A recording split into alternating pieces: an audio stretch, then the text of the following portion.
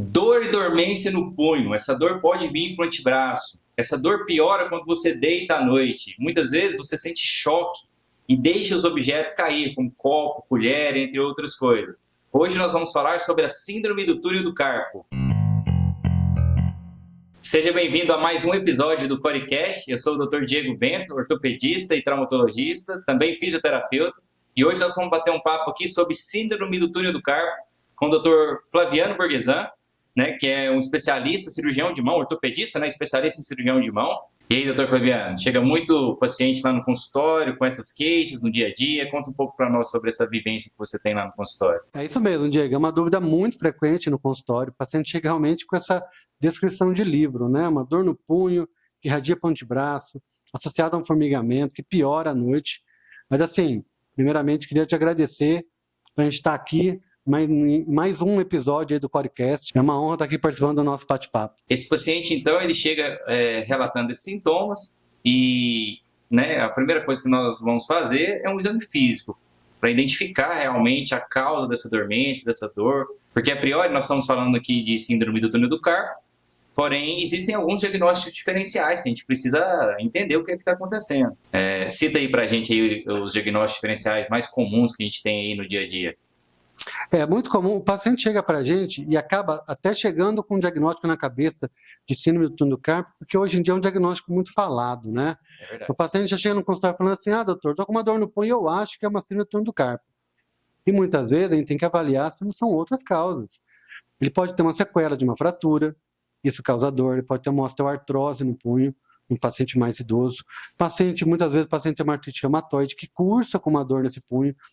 Ele pode ter uma compressão de outro nervo, pode ter uma compressão do radial, uma compressão do ulnar, e atrapalhar um pouquinho, quer dizer, na verdade, confundir um pouco o paciente nesse diagnóstico. Por isso que é tão importante a gente estar tendo a avaliação, o exame físico, solicitando os exames corretos, para que a gente realmente possa fechar o diagnóstico. Se realmente for um síndrome do carpo, nós vamos tratar.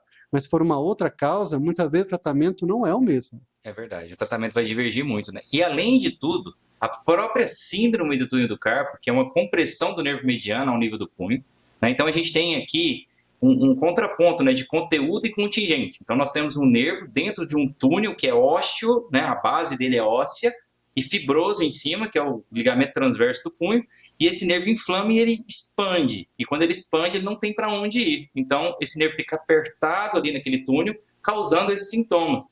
Mas existem outras causas que podem comprimir esse nervo aqui, causar a síndrome do túnel do carpo mesmo, mas outras causas podem causar, né? Cita pra gente aí algumas causas que podem cursar com síndrome do túnel do carpo.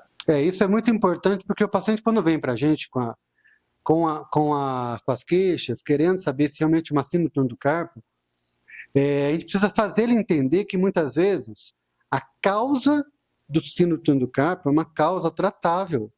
E muitas vezes você não vai tratar o túnel do... Ele já vem com uma ideia assim, doutor, é cirúrgico. É só abrir aqui, fazer um corte que resolve? Muitas vezes não. Muitas vezes é outras causas. Muitas vezes o paciente tem uma artrite reumatoide e ele tem uma alteração óssea. Então o tratamento vai ser bem diferente. Eu tenho que tratar aquela artrite reumatoide, aquela osteoartrose. Muitas vezes a paciente chega para a gente, uma gestante, onde ela tem uma síndrome do túnel do carpo reversível. Você tem que explicar para ela, fazendo entender que é assim, que isso é por causa da alteração hormonal que ela tem, pela retenção de líquido, que essa dor vai passar, que isso vai melhorar. E geralmente na gestante é muito apreensivo isso, porque ela tem dor, ela tem muita dormência, e o nosso aparato de tratamento é muito restrito para ela. Sim, por causa da criança, né? Mas a boa notícia é que vai passar, é transitório. Depois do puerpério, passa, e ela volta. Nós podemos ter algum tumor também, né? Por exemplo, os schwannomas, que podem comprimir o nervo mediano aqui a nível do carpo. Nós podemos ter também uma fratura que colou errado, que colou torto e está comprimindo esse nervo. Então não adianta nada, porque a cirurgia, em tese, né? A gente diz que é simples, né? A gente libera o ligamento transverso. É simples, mas muito meticulosa, né? Perigosa. Sim. Tem que abrir com muito cuidado, o nervo está ali em cima, né? Não é só abrir o ligamento transverso, então, porque pode ser que seja um tumor. Então, para tratar, a gente vai precisar ressecar o tumor. Então, o tratamento pode mesmo ser simples, mas muitas vezes ele pode ser um pouquinho mais complicado. E o diagnóstico? Como que nós podemos fazer esse diagnóstico de uma forma melhor, assim? Mais importante, porque, assim, a síndrome do túnel do carpo, geralmente a gente tem um diagnóstico através da eletromiografia. Mas pensando que pode ser uma outra coisa, nós não podemos só pedir esse exame, não é verdade? Não, pensando em tudo, pensando em todas essas hipóteses diagnósticas que a gente pode ter, precisamos abranger um pouquinho o nosso diagnóstico. Então, eu sempre peço um raio-x, a gente vai ver alguma consolidação viciosa, né, do terço tal do rádio, a gente vai conseguir perceber alguma osteoartrose. Sempre gosto de pedir um ultrassom, por quê? Porque, é como você falou, é o continente e conteúdo. Você tem os tendões muito inflamados, por uma tendinite dos flexores ali, quem vai sofrer é o mediano, coitado, que é o mais frágil que está ali dentro. Então, a gente precisa fazer um tratamento, precisa fazer um diagnóstico correto para poder tratar a causa. E muitas vezes, tratar a causa não é só abrir o retináculo. E tem que pensar bem o seguinte, a síndrome do túnel do carpo é uma síndrome compressiva do nervo mediano. Agora, a partir do momento que você abre o túnel do carpo, você descomprime o nervo, mas você precisa tratar a causa. Então, o paciente vai começar a ter outras patologias associadas àquela causa. Ou até mesmo a recidiva do problema lá na frente, tem que operar mais uma vez. E não resolve. O paciente não resolve, não melhora, e ele não entende que tratamento da síndrome compressiva do mediano é um, tratamento da doença em si é outro. É outro. Muito bem. E eu também entendo o seguinte, então nós vamos pedir então a eletroneuromiografia, nós vamos pedir um ultrassom e um raio-x. Basicamente, a gente consegue fazer e fechar um bom diagnóstico com esses exames, que em tese são exames de baixo custo, né? Exames simples de serem realizados. Um pouco desconfortável ali na eletroneuromiografia, mas passível de fazer. Não é isso mesmo? Uma outra dúvida muito frequente no consultório, os pacientes me perguntam muito, é se essa doença tem mesmo um cunho genético ou não. O que você me diz? É genético? Não, porque minha mãe tem, doutor, eu também tenho. Ou é porque ela trabalha lá rodando a chave de fenda o dia todo, fazendo tricô? O que está mais próximo da doença? Quais são as principais causas dessa doença, né? A gente já falou algumas. A compressão por uma consolidação viciosa, às vezes um tumor que está empurrando ali, né? Um cisto grande que está empurrando, os tendões muito inflamados que estão aumentando o conteúdo e o contingente fica pequeno e comprime o nervo. Mas nós temos alguma outra causa mais específica, assim, ou são só essas mesmo? Na maioria das vezes, a síndrome do túnel do carpo, a causa dela é uma causa inespecífica, né? O paciente vai desenvolver o túnel do carpo. Mas a gente tem muitos fatores associados. A gente falou da gestante, que é a alteração hormonal, e no outro extremo também, pacientes que estão entrando ali na menopausa, porque eles vão ter também alterações hormonais, retenção de líquido, que vai propiciar a fazer um túnel do carpo. Hoje em dia, a gente está tendo uma mudança até nessa faixa etária do túnel do carpo. Por quê? Porque antigamente era paciente acima de 40 anos, né, que vão estar ali na menopausa, muito tempo de trabalho braçal, contribui, mas não é a causa principal. Mas hoje em dia, quem está tendo? Uma população mais jovem, fazendo mais atividade física, e nessa atividade física mais extenuante, ela pode ter uma tendinopatia dos flexores, e os tendões inflamados e grandes apertam o coitadinho do mediano. Certo. E muitas vezes você vai tratar essa síndrome compressiva com fioterapia, às vezes com uma infiltração, com anti-inflamatórios, e aí você diminui a inflamação do tendão e melhora a síndrome compressiva sem ter que abrir. Excelente. Então, um diagnóstico bem feito, uma consulta, uma questão de um exame físico bem feito mesmo no consultório, isso ajuda bastante, tanto a achar, né, a causa específica da doença, o diagnóstico, né, mais preciso, assim como o melhor tratamento. Mas e aí? Síndrome do túnel do carpo, tem cura ou não, afinal? Essa é uma pergunta muito importante, porque assim, as pessoas, na verdade, os pacientes vêm para a gente com uma ideia de que tem o túnel do carpo, tem que operar. E aí fica aquela apreensão, doutor, quando que nós vamos operar? Eu sempre falo, calma, nós temos que avaliar a sua causa e operar no momento certo. E o que eu percebo muito, quando os pacientes chegam para mim, é que muitos colegas se prendem ao tratamento cirúrgico, como se fosse a única forma de tratar. E o paciente é assim, o seu caso é cirúrgico. E o paciente muitas vezes tem medo, não quer operar naquele momento. Doutor, posso pensar? Posso refletir? Pode. E esse pode não vou fazer nada. Tratamento do túnel do carpo não é não fazer nada, até que fique grave. Hoje em dia nós temos muitos tratamentos, nós temos medicamentos que melhoram, nós temos o complexo B, que faz uma ótima ação anti-inflamatória no nervo, tem as pregabalinas, a gabapentina, são medicamentos que melhoram esse quadro neuropático, essa inflamação do nervo, até que, no momento correto, com boa indicação, você faz tratamento cirúrgico. Porque só operar, só abrir, muitas vezes, sem saber muito bem o que está fazendo, não vai melhorar. Com certeza. Eu penso muito dessa maneira, porque muitas vezes esse paciente chega muito reativo, uma dor assim, excruciante mesmo, reclamando muito, não estou dormindo à noite, estou doendo demais, doutor, me opera, pelo amor de Deus. Foi o último caso meu aqui no consultório. E eu falei, não dá para operar agora, não é o momento. Se a gente operar, você vai evoluir com mais dor, aí você vai querer me matar, né? Então vamos tentar modular essa dor, vamos tentar então, primeiro, organizar esse nervo, para depois a gente entrar com a cirurgia. Ela aceitou, depois de uma conversa. Então a gente entrou com uma pregabalina para ela, um modulador neural. A gente modulou essa dor, operou e ela evoluiu muito bem. Só que aí a gente está falando de tratamento cirúrgico, mas não é só o tratamento cirúrgico, né? Os novos estudos dizem o seguinte, que a fisioterapia, muitas vezes, ela demora mais a melhorar o quadro da síndrome do túnel do carpo. Porém, existe um índice menor de recidiva desse quadro. Quando nós operamos, melhora muito mais rápido. Mas existe um índice maior de recidiva desse quadro. Por isso, a ideia de tratar de fato a causa e não só a doença. Libera o nervo ali e pronto. E lembrar também que esse nervo ficou por muito tempo apertado. Ele é um nervo doente, machucado.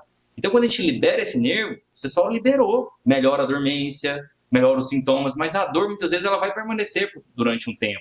Eu sempre digo que não é uma doença que é 100% curável. Então, a gente cura 95% da doença, que já está muito bom, que já melhora muito a vida do paciente, mas esse nervo, ele machucou. Ele ficou por muito tempo comprimido. E nós temos que lembrar também que ela é uma doença progressiva. E com o tempo, por isso assim, doutor, não quero operar de jeito nenhum. Não, calma. Nem tudo é cirúrgico, a todo custo. Mas também, chega lá a eletromiografia com o quadro já, tem alguns doutores que escrevem severo de compressão, né? Então, a condução nervosa está muito baixa. O paciente está com sintoma, está começando a ter uma hipotrofia da musculatura aqui. A mão começa a murchar mesmo, tá? Murchinha. Nesse caso, não tem como, a gente tem que operar, não é verdade? Sim. E você falou 2 pontos importantes. Primeiro, muitas vezes o paciente chega pra gente e fala assim, eu já fui em outro médico e ele falou que é cirúrgico.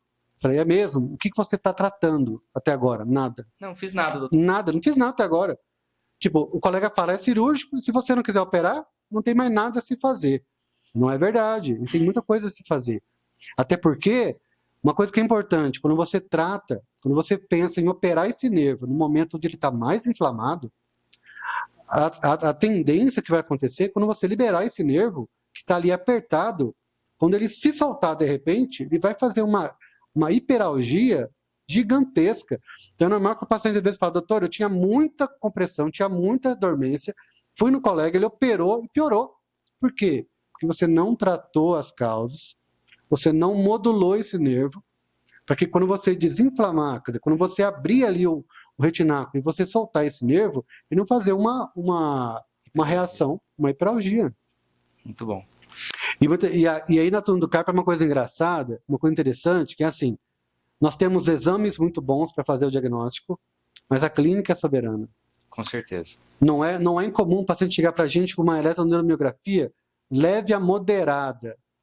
Você olha o paciente, tem hipotrofia já da região antenar, o paciente tem uma dormência muito grande, já tem começando a ter um déficit de força, e você fala assim, eu vou te operar. Mas está grave no exame? No exame não está tão grave, mas a sua mão está grave. E às vezes o inverso também acontece, o paciente chega com síndrome severa, gravíssima. Só que o paciente não está tão grave assim. A dormência dele é mais à noite, quando ele está dormindo. E muitas vezes você resolve com uma órtese. O paciente tem possibilidade de fazer alguns tratamentos antes para modular esse nervo, e aí sim de programar uma cirurgia com mais segurança, que vai ter um resultado melhor para o paciente. Isso é bem interessante. Queria que você me falasse um pouco sobre... muita gente me pergunta, né? Infiltração no carpo, hidrodissecção do nervo mediano. Isso resolve, não resolve? Na sua prática clínica, o que você acha desse tratamento? Porque, assim, a fisioterapia ela é essencial.